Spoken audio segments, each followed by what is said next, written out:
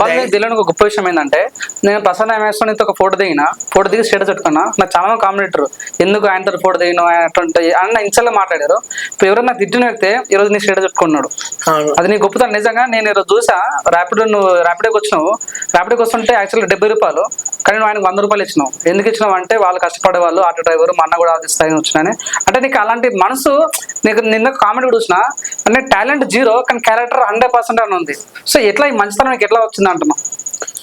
నాకు చిన్నప్పటి నుంచి మా నాయనమ్మ ఒకటే చెప్పింది, నువ్వు హైదరాబాద్ వెళ్తున్నావు, నీలాగా నువ్వు బతుకు, ఒకరిని మోసం చేయకు, ఒకరు దోచుకోకు, ఒకరిని గెలకకు, ఒకరు గురించి పట్టించుకోకు, నీ కష్టమే రేపు నీకు పనికొస్తుంది, నీ ఫలితమే నీకు చెందిస్తుంది.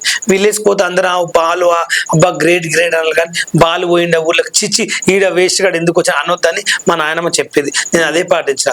ఎందుకంటే నేను కూడా బాత్రూమ్ అడిగాను, బట్టలు విండాను, గిన్నెలు తోమాను సార్ వాళ్ళ ఇంట్లో, ఎంతో కష్టపడ్డా. ఆఫీస్లో మంచి మంచులు సేవలు ఛాయలు మోసిన, ఆ ఎండకు తిరిగిన, ఆ ఉసుక మోసిన, సిమెంట్ ఎత్తిన, అది నా బాధ ఉంది.